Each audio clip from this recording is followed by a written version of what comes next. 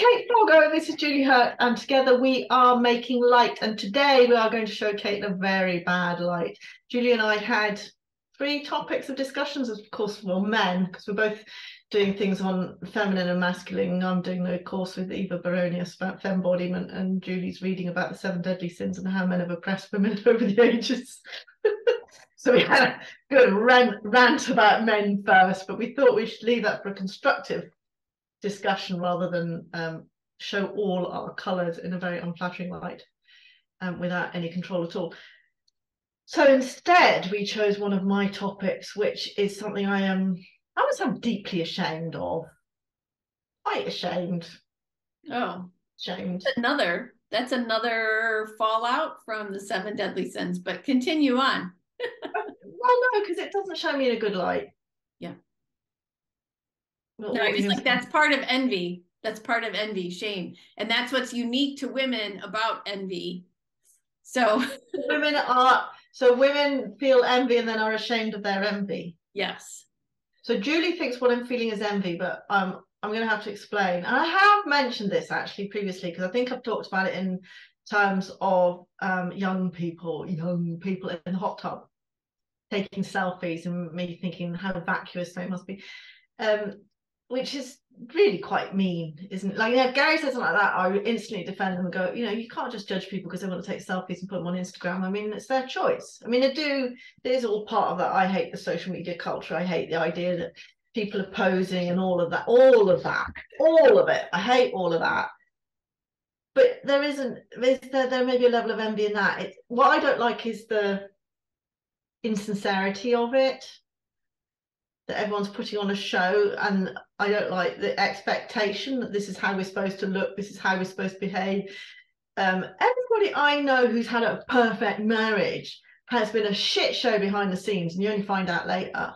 I had a friend who they never argued. Turned out they didn't argue because he was like beating her and he was an alcoholic, so that wasn't called arguments.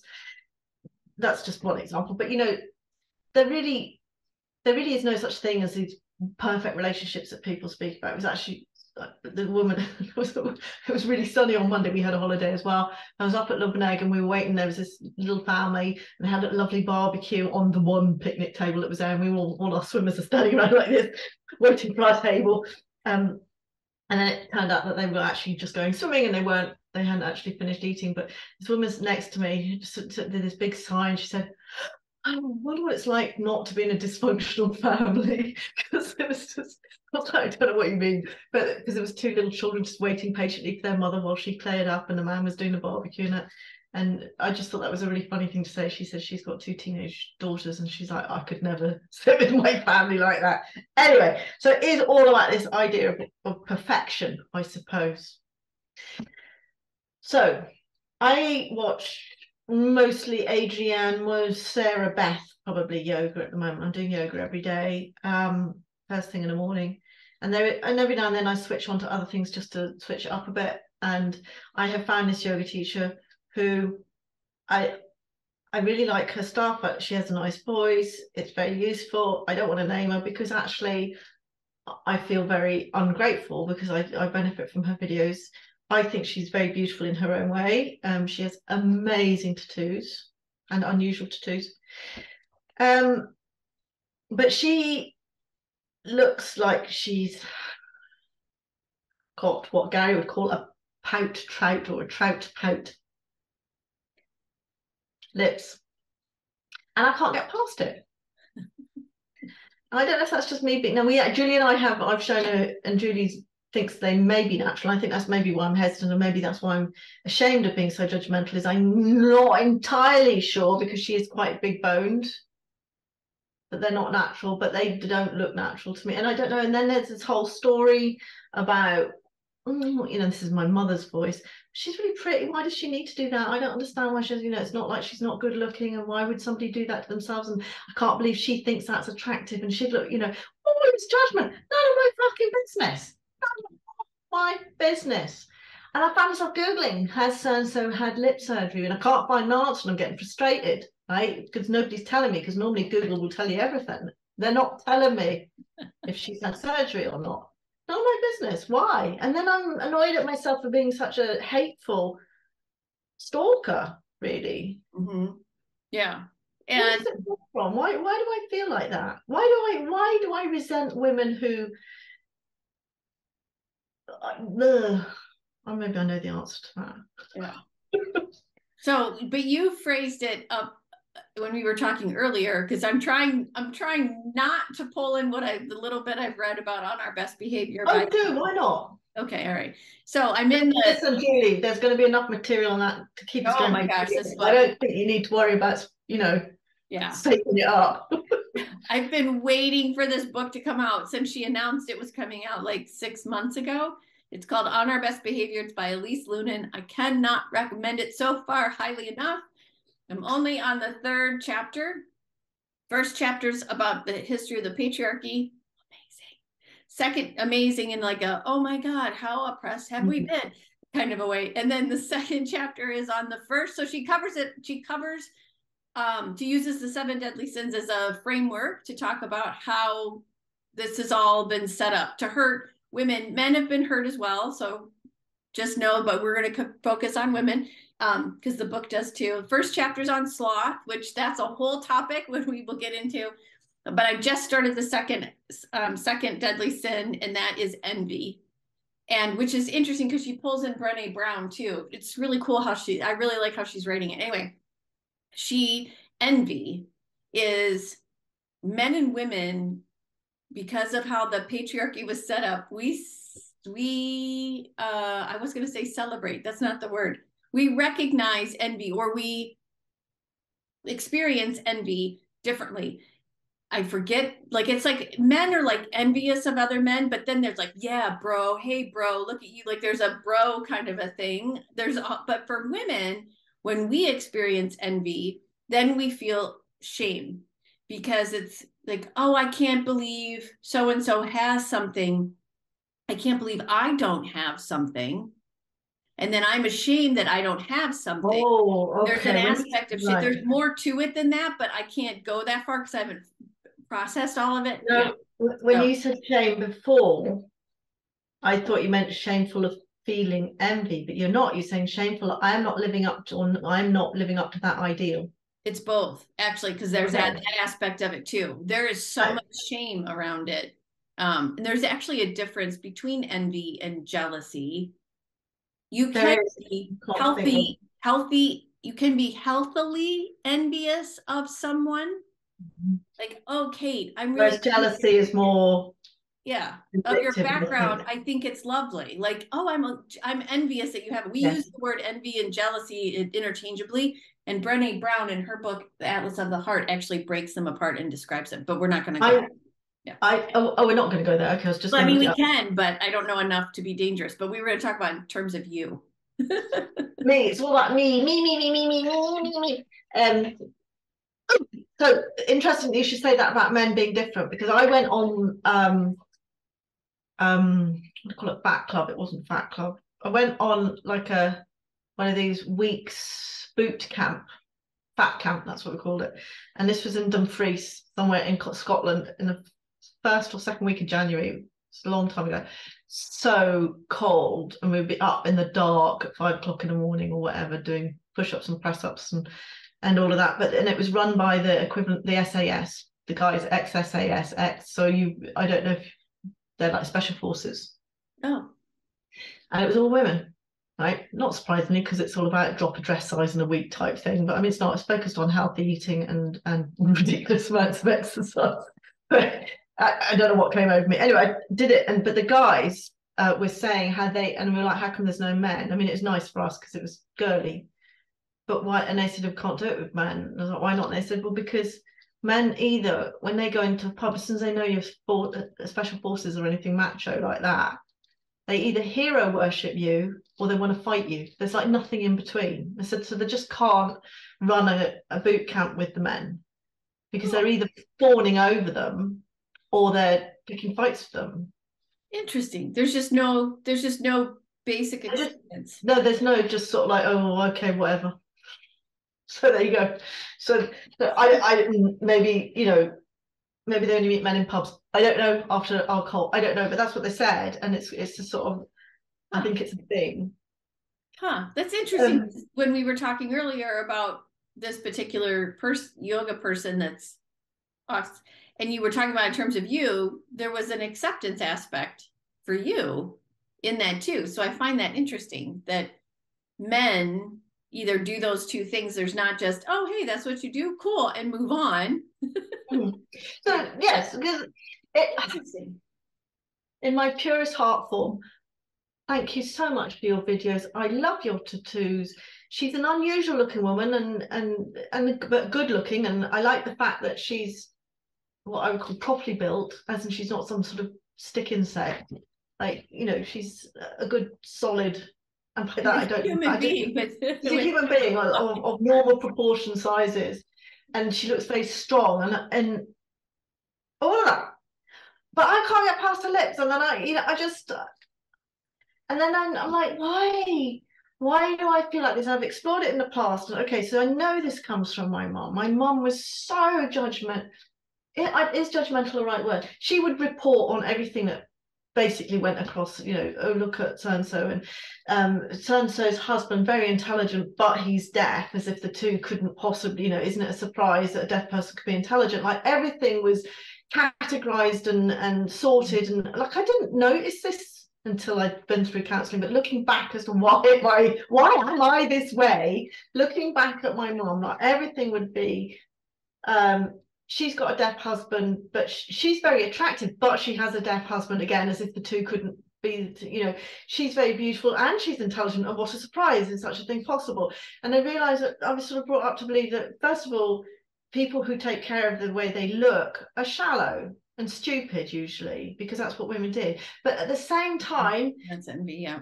At the same time, there was this understanding, and I don't know how, because I cannot remember my mother explicitly saying this, but I have known all my life that being attractive was important if I expected to keep my man. Now, my mother would never have stated it that way, but for example, I'm trying to be discreet, but for example, if she knew of a woman who was having health problems that didn't allow her to have sex, there would be this indication of, oh, well, you know, she's not going to stay married, you know, like how nice of the man to put up with this failing. I mean, this happened with close friends and things like that. I mean, not that I'd ever have those discussions with my mum, but if it came up, there was always this, although mum would completely discredit sex and was very open about the fact she had never had sex before she met my father and all of that, but there was all this judgment about sex, but at the same time, this over, and I think this is what it's all about for me, because to me, the way you look is all tied up to sex. It's not actually about who you are as a person. It's all to do with sex for me, which is another level of fuck-uppedness that I have to get over. Is, you know, if you're not of a certain attractive quality, or if you're not servicing your husband, then you're not doing your duty. And I don't know whether, you know, I'm trying to look back over my life to see how this was all presented to me, because I can't think of conversations where, but it just filtered through life. I can't think of explicit conversations, and I don't know if that's the reaction I have, is this horrible turmoil of being expected to be of a certain quality, attractive, and at the same time, and the conflict being that people who are attractive are stupid and weak and ignorant and selfish and all, you know, and you're like, is it anyone? So I suppose the lips is a twofold thing. One, because it's like, I don't think it's attractive at all. I don't understand how anybody thinks it's attractive. Do you? No, I actually do see how they can be attractive. Okay. And I'm not, everybody has their own perception of what is beautiful. Every culture has their own perception of what is beautiful, right? And it is in that culture, as, I mean, even look at RuPaul, right? Like, not RuPaul the human, but RuPaul, the, if you will, like the culture of. Are you suggesting that RuPaul's had plastic surgery? No, I'm not doing that at all. No, I'm just saying. They are very open about the fact that they've all had lots of surgery. Oh, I didn't know that. Anyway, my point is like, even within even within that culture, like what is beautiful? What is that? I mean, or is it way more inclusive? I don't know, because I don't watch RuPaul's Drag Race. I think it's fabulous. I just don't watch it. Anyway, but we all have these perceptions of culture or of beauty, and it to some degree is fed by culture. It's also fed by the patriarchy because of this book. I'm just going to call it patriarchy. I mean, and this affects men too. It's just how we do all these things so that we find ways to not accept ourselves ultimately. So if we're holding up an ideal of beauty, which is unattainable across the human spectrum, there is no way that one person, anybody, is going to fit. People get close, I think, but some would say, I'm just thinking of like Kim Kardashian. There are people that believe Kim Kardashian is beautiful because of many reasons, one of them being her rear end. Other people find that gross. Like, it's just, who's to say what's beautiful and not beautiful? It really does. I don't think it ultimately matters. And I think that's part of the pressure that's happening right now too. I mean, there's a lot of pressure to break down stuff, but I think one of the pressures is what is beautiful, and ultimately, what does it mean about accepting how we look ourselves? That's my thought. Because when I think about myself, like when I was younger, I used to be that, like what I call skinny mini. Like I was a size, 2, 4 sometimes when I was in high school. That's 2. Yeah. Yeah. There's even a size 0 now here, which is silly, but I have to look that up because I can't remember. I think we're 2 sizes above you. Possibly. It's like there's no hips, then there's no boobs. You're like a beanpole. And that's how I was when I was younger. As I grew up, and now even. Oh my God. Right. Yeah. Hi. Yeah, So that's me. so a size 0 is a size 4, which doesn't exist in the UK, or a 6. So you were a 2, which is a size 8. That to me is a 5-year-old child. Exactly. Exactly. And yet, when you look at the walkways in Paris, for the fashion shows, many of the models are like this, no hips, no boobs. Who is that? I mean, I don't know of any. I mean, even, many, there's not a single culture on the planet that only creates this type of human being. That's not how we function.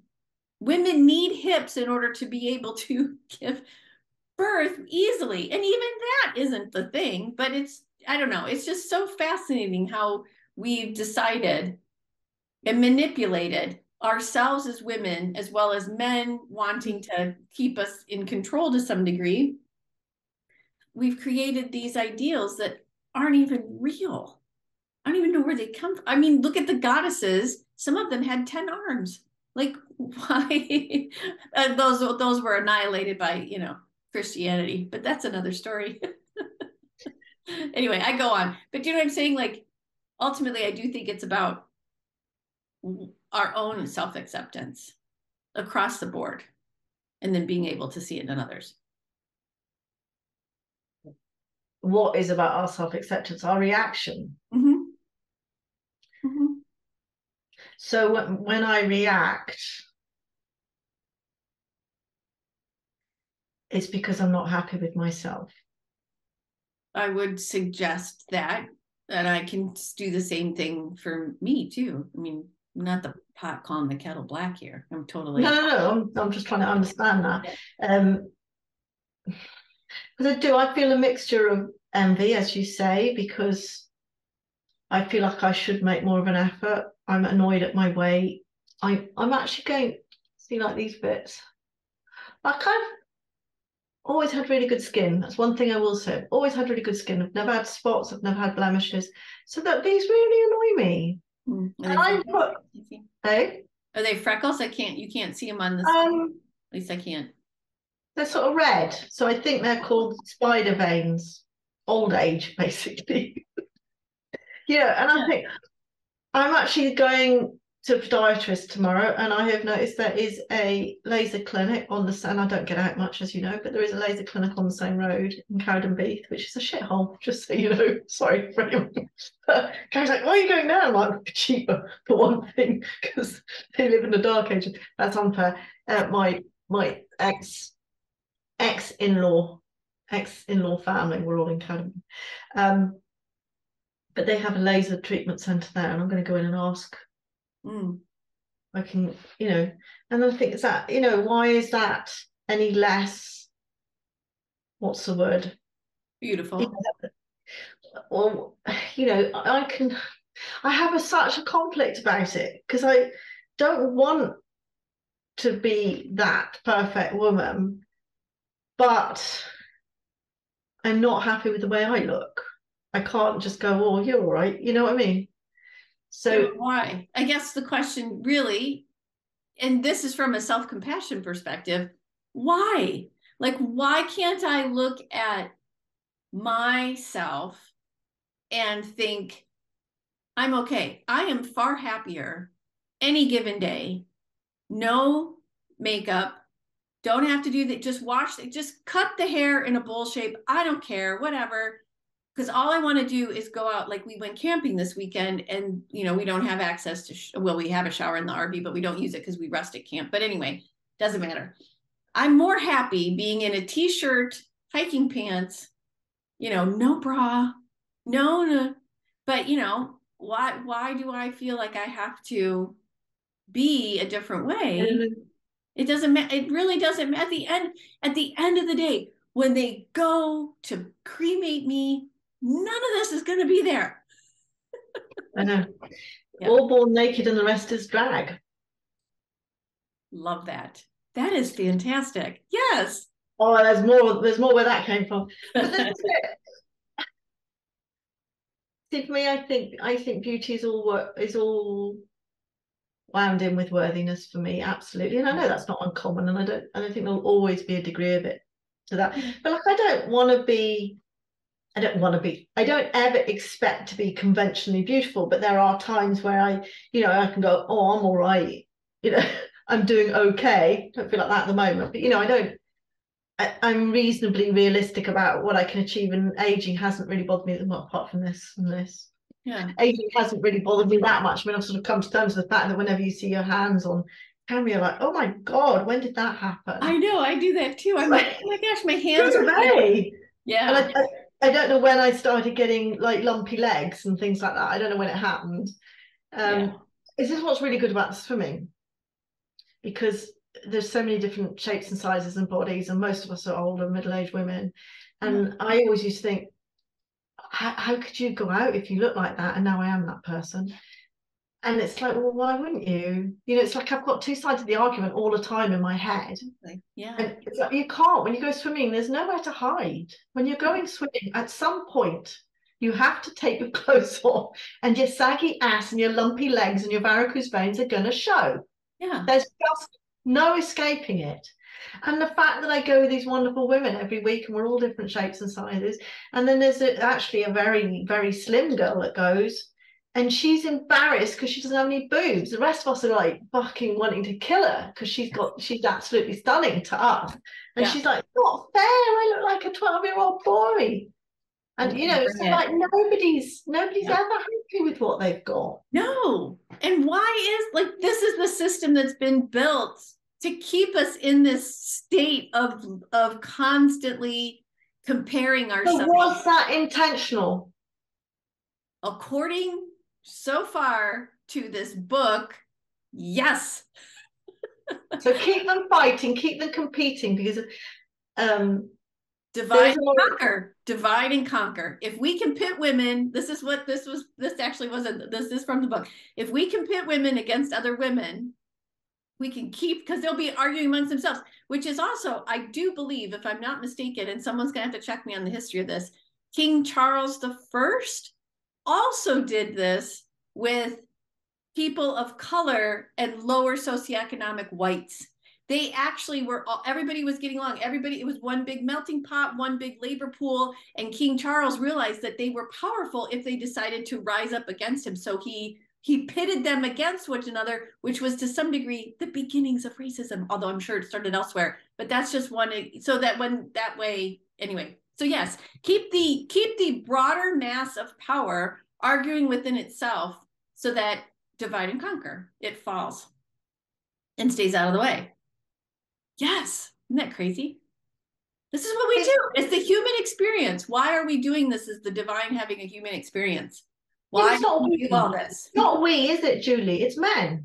Well, we play a part in it in our, is it supplication? What's the word? I'm thinking, like on us going, yeah.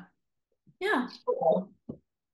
Yeah. And this is where we're starting to see some of that pressure of women going, no, I'm not gonna, you know, like I see African American women having afros or letting their hair be as their hair is instead of trying to put it into white people type. I'm like, I can't imagine. When I learned about hair with fur, I'm like, oh my God, oh, that's terrible. Their hair's beautiful. I had never, it's astonished me when I came to the UK, or maybe later on, I started watching American TV, that black people had European hair, because I had never seen that in Kenya, because my friends would have their hair straightened, but it was not, you know, and by that she'd sort of show me the difference, because obviously the boys didn't. So the boys have really, really tight curls, and my friend like Jenny, hers would be less so, but it wasn't, you know, like our hair.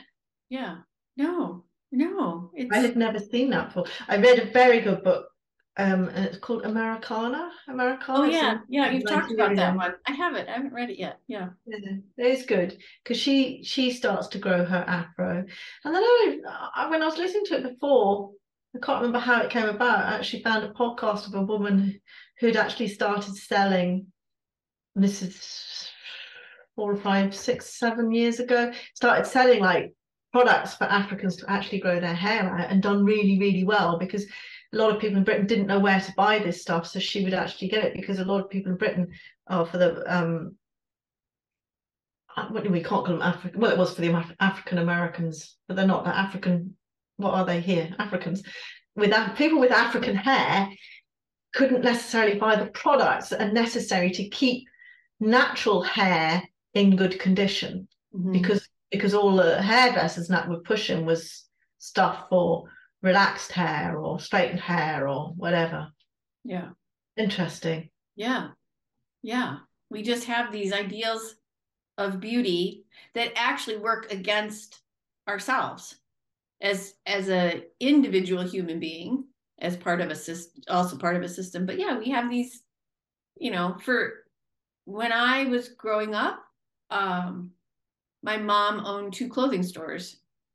And even though her clientele, where they were women, working women, adult, mature women, who she made look beautiful in however she helped them dress, because she would find the right types of cuts and whatnot that worked for their body types. And again, we're still performing to an ideal of some type of beauty, but the pressure, I don't know if I probably felt, I know I did, because when I was in college too, I rebelled against that type of what she was selling, and tried to get my clothes from the Salvation Army, and was tried to be punk and goth. Well, that version of goth, it was the 80s, so you were more new wave, but anyway, and just like, you know, color the hair, shave this bit, you know, all that stuff, just to rebel. And even now, just the fact that I'd rather not wear makeup and not wear a bra and not do, you know, to some degree, there's still rebellion in that too, because it's not the ideal. You know, I deal with, I look at where my sister lives on the opposite end of town, and it's a very different socioeconomic area than where I am. I'm much more comfortable in this, which is middle class to me, maybe a little bit upper middle class, just because of the way things are going and the middle class is dying. But she's at the higher end of the socioeconomic scale. And I'm looking at, you know, how we both to some degree carry ourselves differently, because we have different expectations put on us. It's okay if Julie shows up to a family function as Julie would, I prefer to wear Alaska gear, I'll call it, or my sister shows up as how Brenda would show up. it's just very different how it's just kind of come into play. And I'm like, hey, you do you. I don't care. It's just I can't. That's just not my gig. So Interesting. It's exactly the same with me and Stella. Like Stella's always been, I wouldn't say she's girly, but she would always be properly dressed, shall we say. And she's always done her hair. She always has makeup on. She always looks polished and manicured. And yeah, um, my sister always does. She always looks great. And I always look kind of like give me a hoodie. We have a colleague, Stacy, that loves hoodies, and she and I text each other when we get new hoodies. And I'm just like, give me a hoodie. I would much rather be wearing a hoodie than anything. I mean, I make an effort to on these days because I'm like, oh, I'll just, but you know, I have pajama bottoms on right now. I don't, because I think I've been wearing this jumper for the last 4 weeks. And that's great. I love it. I love it. Yeah. It is actually Fat Face, which is Oh, that's coming to this area. Is a brand, right? That's a brand in the UK. that's what Gary does. Oh, Fat Face. yeah. That's a brand that's coming to actually where my mom had her clothing stores, downtown Holland. They're I don't know enough about them, but sort of casual boho coastal chic, expensive, way out of my price range. Yeah. Yeah. I don't know where I got this. The only time I ever buy clothes like this is when I end up going shopping with someone like Susie who won't let me buy cheap clothes. Yeah. Um, And let's talk about clothes for a minute. As far as the patriarchy is concerned, who the hell ever came up with skirts? Why do we have to wear skirts and dresses? was it to stop women riding? What was it? I don't know. I don't know. I haven't gotten that. I don't know if it's in the book. I don't know. That's something else. But even that, the whole fashion industry is all of it. Is all. Even like this idea that women have to dress up to impress men, and yet in all of the animal kingdom, it's the man who impresses a woman. Yep. Look at me, aren't I great? You want my seed. Yeah. Whereas, yeah. Why am I want to be the frumpy one. so the language is so loaded with judgment, right? Frumpy, right there, that word frumpy. it's a great word, frumpy. It is a great word, but but to some degree, it also means frumpy. You know what frumpy? Ugly and fat is frugly. So from a soul level coaching perspective, my reaction to Mrs. Yoga. See, that's it. When you're in it yourself, you're so clouded. I don't even know where to start. Mm-hmm. I suppose it's identifying a workaround, which for me is to immediately dislike or distrust somebody who, is it fair to say, is making an effort to look attractive? Is that a workaround? Yeah, I don't disagree. I actually, and they're saying it's tied to safe, secure, and protected. Because I feel threatened. Being the guides, yeah, yeah. If I can find something, say what? Sorry. Which is stupid. How does she threaten me? Because I'm not living up to that ideal. Probably part of it. Yeah. There's a whole bunch of stuff in there that I think it's not only you, but also just the culture in which we're raised. To some degree, this is how it was created. This is what I'm hearing. If I can find something wrong with her that elevates me and therefore my status, my outwardly acceptance level is secured. We're safe. And I'm protected. And people won't. If I look and point out something wrong with her that I actually do not possess, I actually have the thing that people want, then I'm actually protected. But protected from what? I mean, ultimately, yeah, I know. This is what we've built. I was thinking about this morning as I was so I was telling you that my doctor was like, okay, no, you got to cut stuff out. Like I've got a bunch of markers for some heart disease, some serious heart disease, and my bad cholesterol is really high. So my doctor's like, let's try this. No dairy, no meat, plant-based only, whole foods. Let's try it for a little bit and then we'll retest and see how we go. So, and no sugar, no flour, no sugar, no corn, no rice. So no carbs either, but sugar carbs doesn't matter. Anyway, like really, like this is what we're trying to do. But I miss my Saturday morning donut. So my husband met his boss this morning and said he'd bring him donuts. So then I said, oh, I'll just treat myself because I've been good for 2 weeks. I'm plant-based, I'll be good. So I was telling you that I first did, because I listened to this woman called the Glucose Goddess, which I'm waiting for the books to come at the library, and we'll talk about that later, I'm sure. But anyways, so I did what you're supposed to do first, which is some nuts and some grains and some, I have nut-based yogurt and some fruit. Eat that first, because a donut kicks your glucose levels way up and it spikes everything, and that's what you don't want. And then, so you eat that first, and then you can have, but you really can't. But I talked to myself that I could have. So I cut myself a little bit of donut, and I feel like crap right now. I didn't. How do you feel? Say when what? you say you feel crap, how do you feel? I actually feel like a little nauseated. I actually feel in the like lower abdomen, I feel nauseated. Upper abdomen feels a little heavy. I feel like I can't quite get my full breath. And this actually feels like all through here, I can just feel like it feels more like a bit of a sugar rush, because I haven't had processed sugar, which is, donut, and it's got dairy in it too. So it's just fascinating to feel it.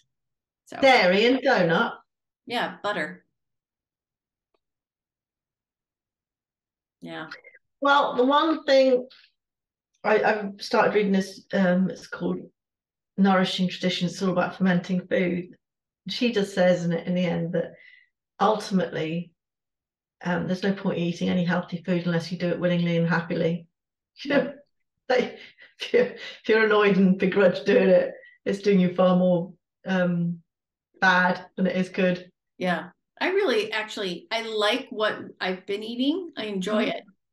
I'm just having, my husband's coming along with it, but still slips in the easy food, hot dogs. And I'm like, no, I can't. No, I can't. And I get tired of saying to myself or repeating, no, it has flour in it. No, like he's like, let's get a pizza. No, cheese, flour, can't do it.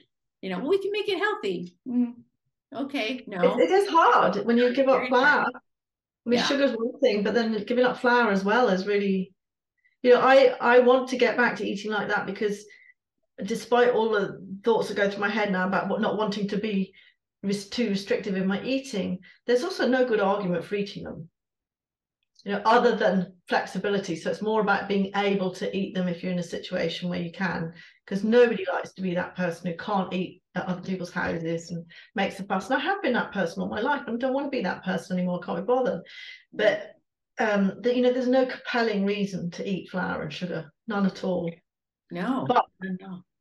be interested to see about your cholesterol, because again in this book it's called, she talks about diet fascism, I think it was, all this pushing about the diet.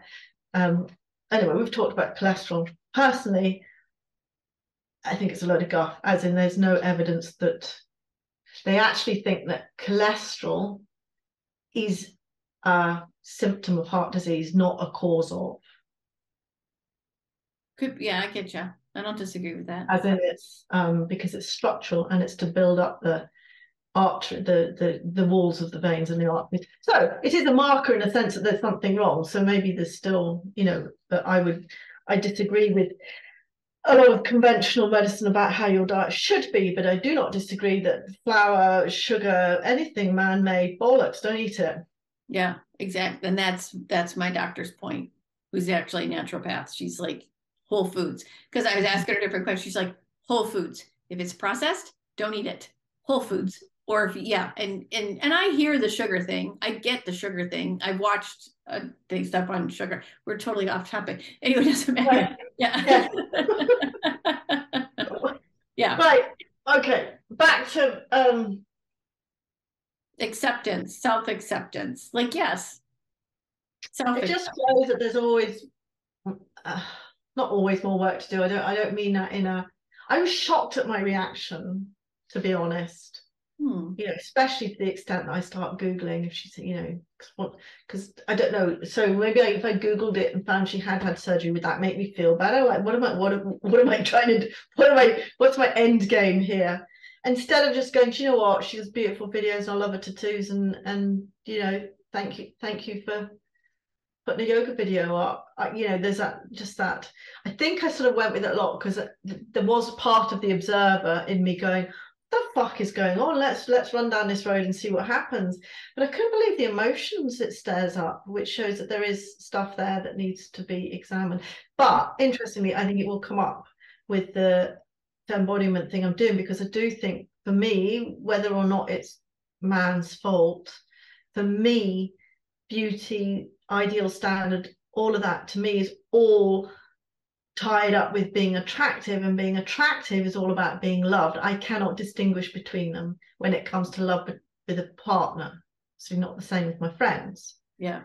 But for survival and with a partner, for me, the two are, which is just ridiculous. It is ridiculous, you know, and all the way I feel about being fat or being thin, I think fundamentally my marriage relationship hasn't changed when I've been fat or thin. So why do I think it's a factor? But I do. Yeah. I still think it's all about how attractive you are and all that. And yet I don't feel it in my own relationship, but it's still very much a factor in worthiness for me, is what you look like, which is a shame. Sad. I think it's sad.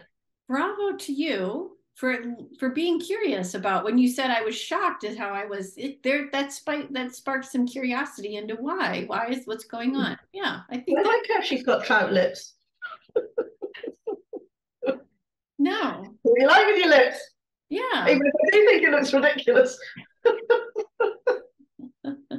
There's so much judgment in it, isn't there? You know, there's, especially when Gary comes back and talks about like the young people in supermarkets now in of a certain class. And I'm not sure it is a certain class. It's possibly just that people with more money have more sophisticated people helping them look at where they do. So they're doing the same things, but are more subtle. But he talks about these women, orange-looking girls with really big fat lips, and the really dark eyebrows, because that's still very much a look here. Maybe we're really dated, you know. But I see, I can instantly tell somebody who's got money even when they're young, because they just look more polished.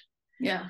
You know, which means they're probably doing the same thing, but they have a better eyebrow tattooist, or, you know, a slightly more sophisticated self-tanning studio that doesn't make them look orange. I don't know. Maybe it is personal choice. Maybe it's, I don't know. And it's also food. I think you can, because I have the same thing here. Those two neighborhoods that I said, you can tell the kids from my sister's neck of the woods versus the kids from this neck of the woods based on how they look, but also based on like putting together themselves, and also to some degree skin tone, like not color, but just health of skin. Because when you have access to better food, your body reflects it. And when you don't, and when you're eating processed food and, you know, all the things, which is another thing that's been done to us, is food, and how we've completely bastardized it. Yeah, that's a huge topic. That's another huge topic, which got lots to talk about there. So anyway, but I feel like this is a really good stopping point. Do you think? All right, so I will say adieu. So thank you so much for being here this week with us. We are Making Light Two Humans Being. As always, with me is the fabulously gorgeous, just comes as she is, who cares? She's Kate Foggo, and myself, Julie Heert. And we will see you next week. We have new episodes every Friday. Please hit the subscribe button, share with your friends and family. Hit also that little bell, and you'll be notified when we have a new episode. And if you have any questions or comments or thoughts on topics, please leave them in the chat or the comment section below, and we will see you next time here on Making Light Two Humans Being.